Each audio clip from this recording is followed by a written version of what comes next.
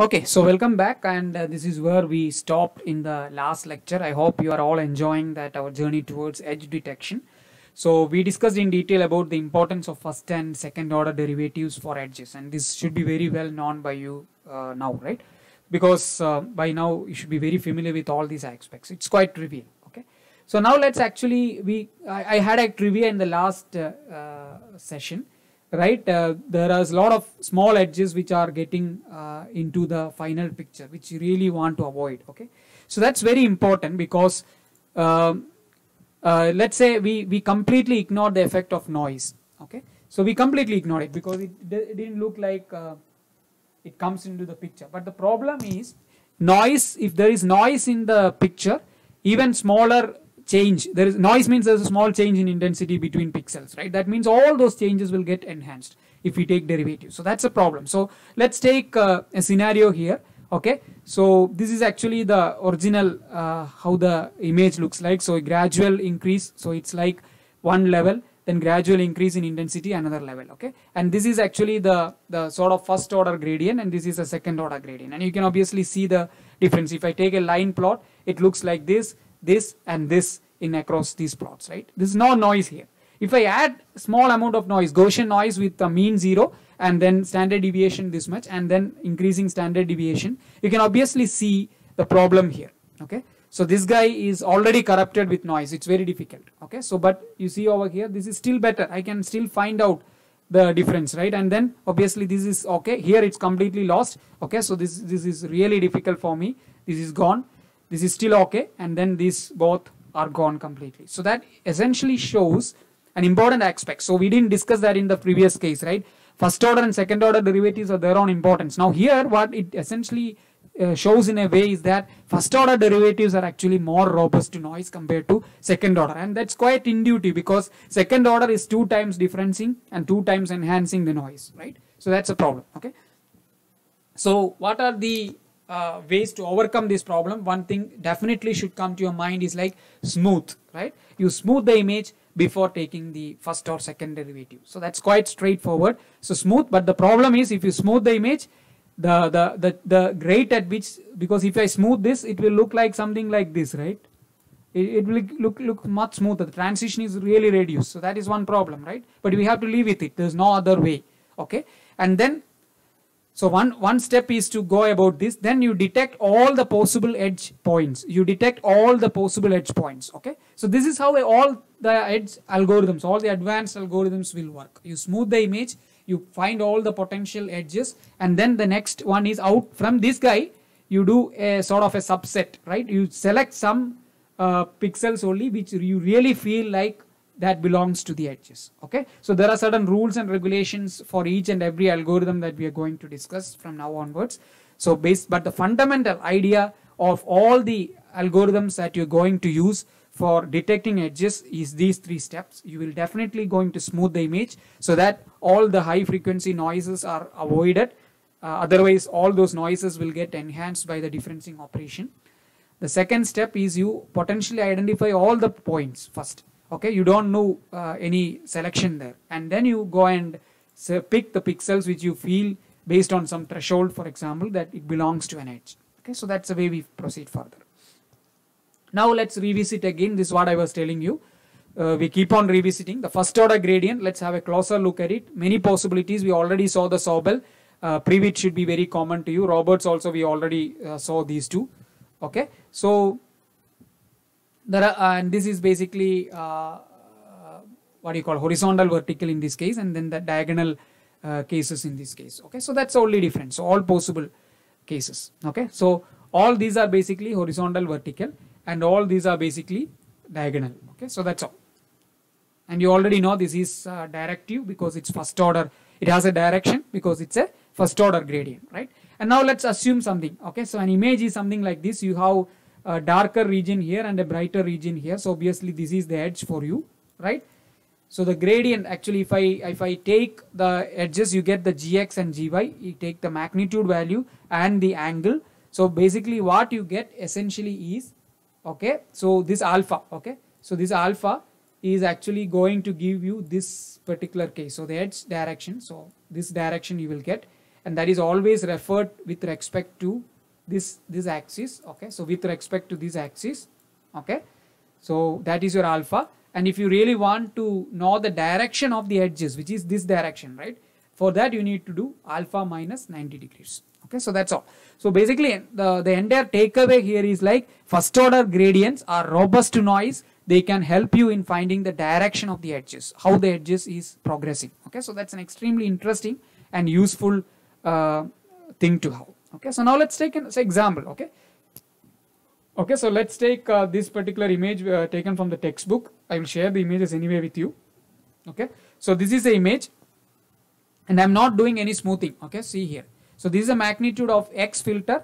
This is the magnitude of Y filter, basically X and Y kernels. And if I do the magnitude of both, I end up in getting this. Okay, so let me just discard it and zoom it for you so that it becomes clear. Okay, so you can actually see over here beautifully the edges are, you can see actually these edges are more highlighted here compared to here.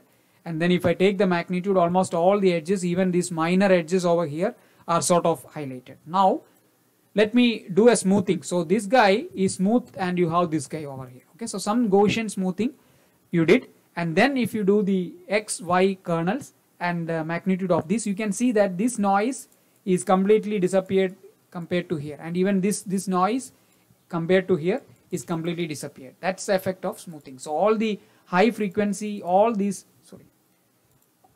high frequency things here are gone in this image. You can already see that it's all smooth, and that's why this guy looks much better compared to this guy. Here actually there's no Gaussian noise or no random noise. This is more of the high frequency content in the image itself, which is considered as high frequency noise. If I smooth it, some of these local things which are disappearing. If you compare these two, you can actually see the importance of this, right? Okay, so that's one important aspect of smoothing. And then of course the angle, if I take tan inverse of gy component by gx component, I get this, and this is actually in degrees. So you can actually see that this case it is actually showing you somewhere around 180 degrees. So you always have to think this is your axis, and then this is basically this. Okay, this angle. Okay, so this angle. Okay, let me just raise it and show you. Okay, so this is your x-axis, sorry, y-axis, right? And then let me use a different color so that it becomes very clear to you.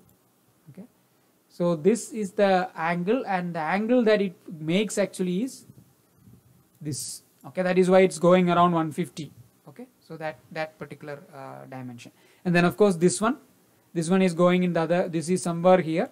Okay, so that is again, it's basically this angle, right? So this angle is that, and that is here, and then this guy is coming over here. So it's very clear to you, I hope. And you can see the noise over here. Okay, so that's why the phase of a signal is or image is always noisy, and you have to be very careful. Okay, so let's move on, and then some more example from the textbook. So this is no smoothing, edge detection, and then after the edge, basically I think it's similar to this. Okay, so this is the image. If I use this image and this image as the baseline, and if I do thresholding, okay, so no smoothing, if I do edge detection, and then I keep only 33% of the value. So I take the all the edges, and then this is what I was telling you. You do the smoothing, you do the maximum possible selection, find out all the edges, and then you do a sub selection from there, right? So that step is what exactly showing here. You find out all the edges, and then you keep only 33% high values, make all of them 0. You end up in getting this. If you do smoothing and then again do the same operation on the edge map, you get something like this, and you see the difference, right? It's beautiful, right? I think this part, I think this part is completely highlighted. This part is very beautifully coming. This edge is also very beautifully coming. So all these things are gone, completely gone. So that is what you have to play with. Okay. So we did nothing here. We smoothed the image. We just took basically first order gradient, and then magnitude of that. Then you thresholded, only kept 33% of the highest value. Below 33% values are all made to 0. You get sort of reasonable edge map. Okay, so let's move on. This is not really sophisticated, right? If I add noise to it, it may fail. Okay, so I'm going to introduce some of the classic edge detection techniques. We'll start with one of the, I would say one of the very first edge detection technique, and this idea basically should have come to your mind by already, already might have come to your mind.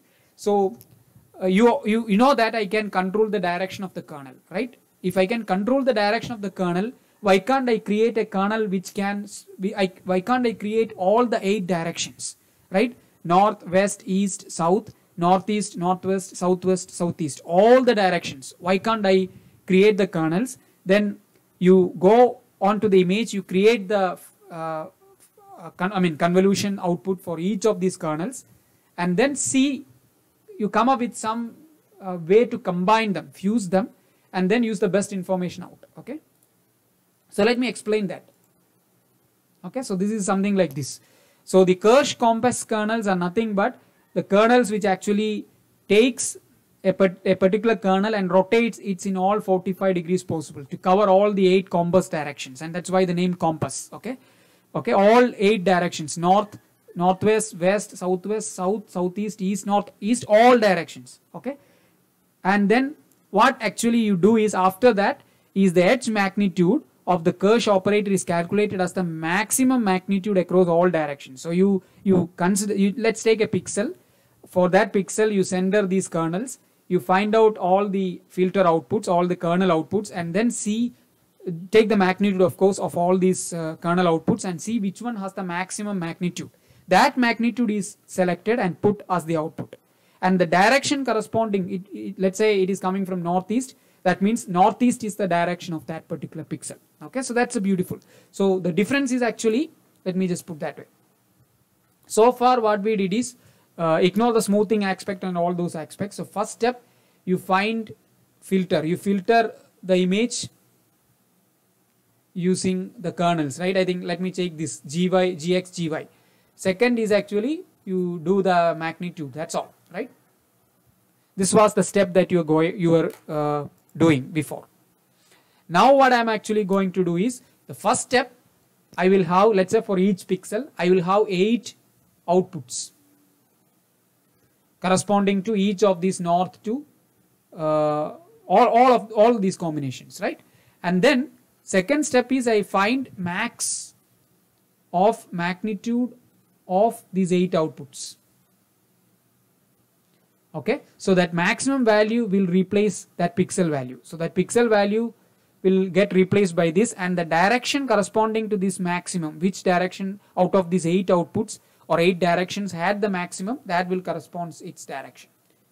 Because earlier we used to have tan inverse of gy by gx. We no longer use this.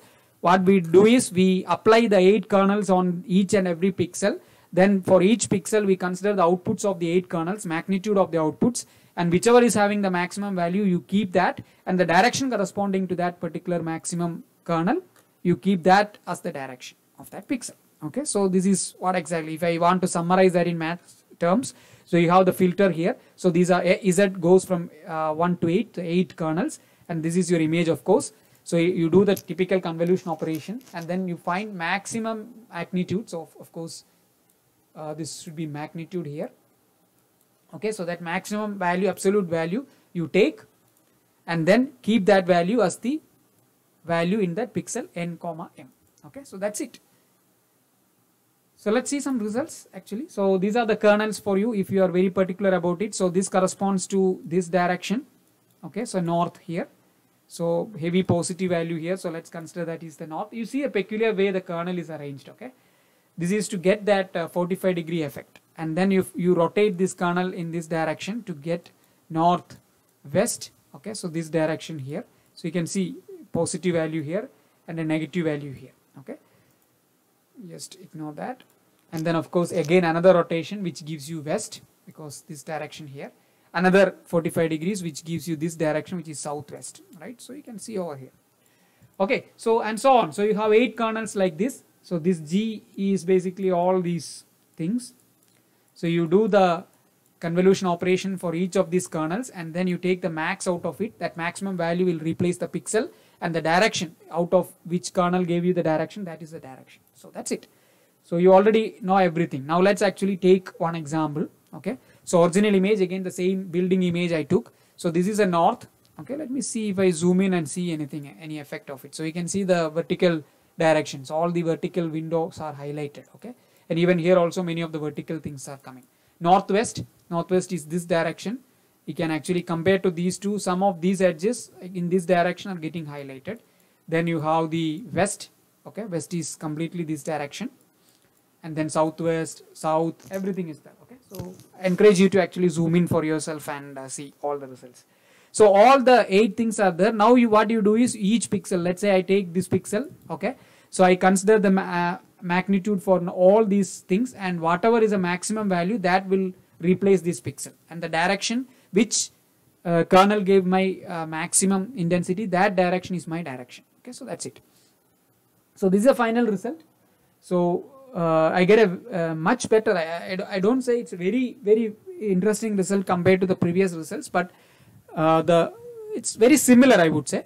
And we can actually see the noise over here. Okay, so the noise over here, because we didn't do any smoothing. Okay, if I do smoothing on this image and apply it, may get better result than this. Okay, so I just wanted to highlight that particular aspect. So just to refresh the algorithm again, so what you do is step 1, you convolve the image with 8 directional kernels.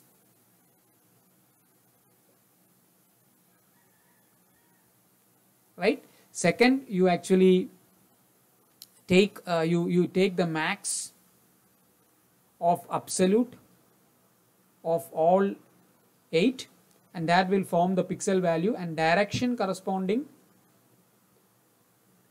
to this max value will form the direction. Okay, so that's as simple as that. I don't think any issue of confusion here. It's quite straightforward, right? Okay, so now that's a sort of, as I said, maybe historically one of the very first algorithms. The Kirsch compass kernels is one of the very first algorithms. So all these approaches, the basic problem with all the approaches discussed so far, including the traditional way of simple gradient or Laplacian or compass kernels, is that they don't really consider the edge characteristics. Okay, so how the behavior of the edges, whether that is a sharp edge or the ramp edge or the peaky edge, the roof edge I am talking about, and the noise also, because everything is sort of, if there is noise in the signal, it will perform very badly. If the edges are different, the behavior may be different, right? All these things are there. So you have to actually do much more than that. And again, I keep on repeating, because this step is essentially should embed in your mind. You have to smooth the image. There is no question about it. Then you detect again all the possible edges, and then you go back, revisit those edges and see whether that particular pixel will belong to really an edge or not. Okay, so that's what essentially the steps are all about. So let me actually talk about one of the advanced edge detection algorithm. Again, one of the first algorithm, and typically nowadays people don't even discuss about this, but I just wanted to give a feel to you because it's a very interesting algorithm. Okay, so Marr-Hildreth edge detection. Okay, so nothing new actually. You'll be surprised that most of the things you are already knowing it, very intuitive. So Marr and Hildreth suggested that an operator for edge detection should have 2 salient features. Okay, so one feature is actually it should be differential operator. Of course, we know that already. It should be a differentiation, and it should be able to take the first or second derivative at every point in the image. It's quite standard and common and well understood by you by now, right? And the second aspect is interesting. So this, I think, when I talk about this, many of you, those who understood wavelet, will go back and think about, wow, wavelet is a solution here. Okay, so the idea they were discussing is actually sort of similar to wavelets in a way, saying that the edge detection should be tuned. It should not be same throughout, obviously, because as we saw already in that CT image, where the image itself has 3 type of edges. There was a roof edge, there was a ramp edge, there was a sudden edge, right? So the algorithm for each of these edges cannot be same. It has to be actually tuned. It has to get tuned at any desired scale. So it should be large enough to detect a blurry edge, and it should be small enough to detect a sharp edge. Okay, so that's a concept. And towards this, what they said is, doing a smoothing alone will not work. You have to do a controlled smoothing along with a Laplacian operation. So what they call, now it is very popular algorithm in that sense, is del squared G, where del square is a Laplacian operation and G is the Gaussian operation. Okay, so if you consider any Gaussian kernel, you do sort of a second order derivative of the Gaussian, which is actually nothing but this. Okay, so partial derivative in second x and y directions, you end up in getting something like this from here. Okay, so this is commonly known by now in literature as Laplacian of Gaussian. If you heard about this term, this is commonly known as Laplacian of Gaussian, and you can even decouple this. Okay, you can decouple this into x and y direction separately also. Okay, or even you can decouple it as a difference of Gaussians also. So people do implement it in different ways. We are not going to discuss about this. You can actually implement them as something like take difference of two Gaussians. All the time you will get, right? If you take difference of two Gaussians, which is essentially giving you the same result as a Laplacian of a Gaussian, which is given by this formula. So here the overall idea, let me put that way. The overall idea is to have a variable sigma. Sigma cannot be same throughout. Let's vary the sigma so that it is tuned to the edges. Okay, so it is really not that complicated algorithm to start with. Okay, so pictorially the response of a Laplacian of Gaussian looks like this. So you can actually see that a typical Gaussian was something like this, right? Sorry, it looks like more of a Rayleigh distribution. So it's look Gaussian like this, but when I take a Laplacian, I get these dips. Always remember, Laplacians give you that, and also peak will always get enhanced more. These dips will start coming, and the image view looks like this. Okay, so that's it. So, and the kernel, if you're very particular about the kernel, it looks like this. It's sort of symmetric, except maybe some directivity is less because it's going to go in this direction more compared to this direction, right? So not isotropic, I would say, but still there is actually an interesting concept of what you call a dip in the Gaussian. Okay, because you can see that there is a dip here and then it goes back to 0. Okay, so there is a high value here, a dip here, and then it goes back to 0. So that is why it's known as Laplacian of Gaussian. Okay, so you can actually decouple, as I said. Instead of this, I can take the Gaussian first and then the Laplacian. Okay, Gaussian kernel on the image first and then the Laplacian. Now let's talk specifically about how the Marr-Hildreth algorithm works. Okay, so the first step, as we can see over here, is filter the input image with a Gaussian, normal Gaussian smoothing operation. Okay, and then you take the Laplacian of the image resulting from step 1 using a 3x3 kernel, the typical Gaussian, typical Laplacian kernel you can choose, right? Any of the Laplacian kernel, you just choose that. Okay, and then once you have that, what you essentially had is sort of a Laplacian of Gaussian effect. Okay, you smooth the image and then you did the Laplacian.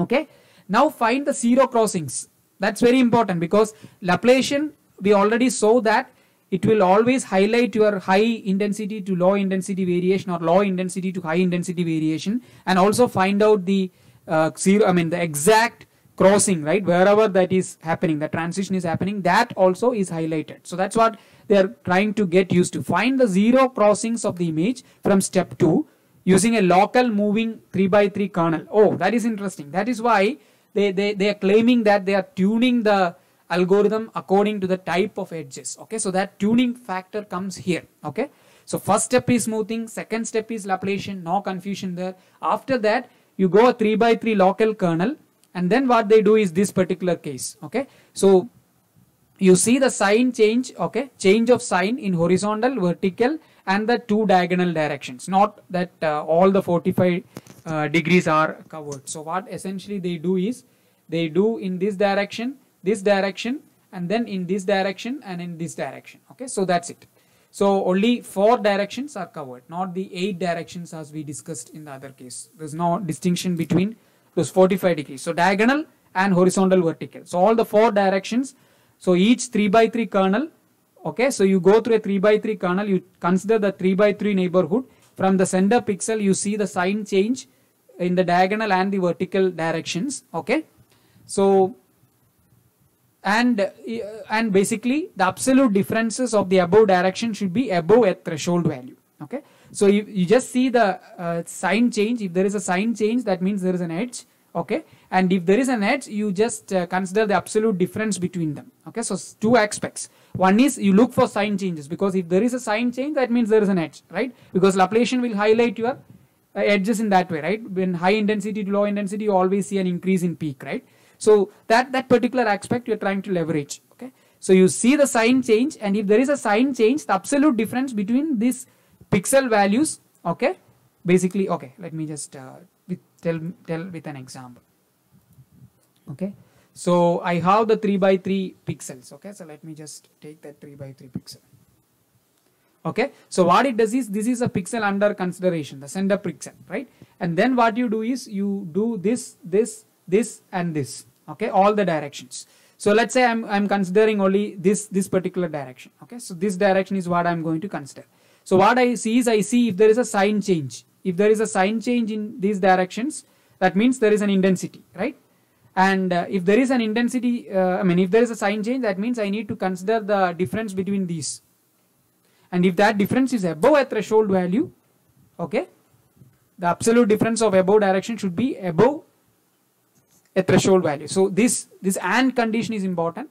There should be a sign change, and not only that, the absolute difference of above direction should be above a threshold value. Okay, then only I will keep that pixel, that intensity. Otherwise, I will just discard it. Okay, so if I do that, this is what I get. Okay, so this is the original image again, and if I take basically the Marr-Hildreth algorithm, okay, after step 1 and 2. So basically Laplacian of Gaussian result is shown over here. You can see all these guys are gone completely. All the smaller things are gone. That's not there, that's not there. So you achieved what you want. You smooth the image and then you took the Laplacian. So that's what this result. So this step 1 and 2 result is here. And then find, okay, so this guy, okay, 0 crossings of B using threshold of 0. Okay, so you put a threshold of 0. So this threshold, right? This threshold is 0, and then you just look for sign changes. If there is a sign change, you keep it. Basically, if it's above 0, you keep it, and that's what you get. You get a lot of noise. And if I get 4% of the maximum value as the threshold, then I get something like this. Okay, so this is interesting because we are considering all directions here, and you are basically seeing any sign change in that particular direction, and there is a sign change, and if the absolute difference between the intensity values are above a threshold value, you are going to keep it. If it is not, you are going to discard. And if you, this is basically 0 threshold and this is some threshold, and that you can see the difference between them. I hope it's very clear to you. And with that, yeah, I think that I will stop here. So this is one of the classical algorithms. Again, to highlight, it is essentially leveraging the Laplacian. It's really not a big deal. The only thing that it is actually trying to come up with is a more sophisticated algorithm by considering the intensity change in a particular direction. Okay, if that is intensity change is not significant, then you are discarding it.